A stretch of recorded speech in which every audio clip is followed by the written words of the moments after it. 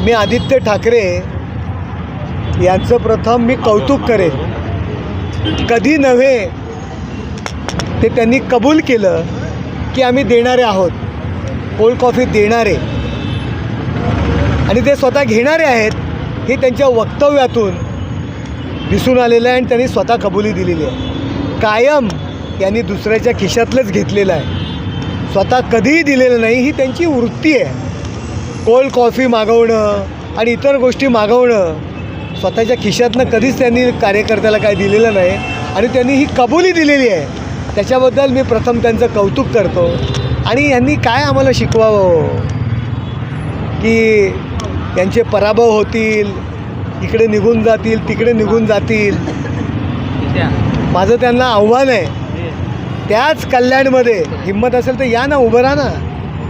तुमचं डिपॉझिट जर नाही गुल झालं ना, अहो लांब कशाला, वरळीतूनच राहा ना पुणे. आता का वरळीतनं पाय काढताय मागे? आता शिवडी मतदारसंघ का शोधताय? अजय चौधरीचा बळी देणार आहात का?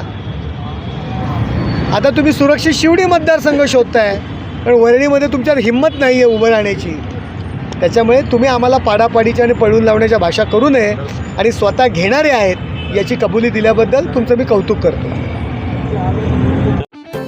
रोजच्या घडामोडी पाहण्यासाठी राजकीय दर्शन न्यूज चॅनल सबस्क्राईब करा आणि बेल आयकॉन दाबायला मुळीच विसरू नका.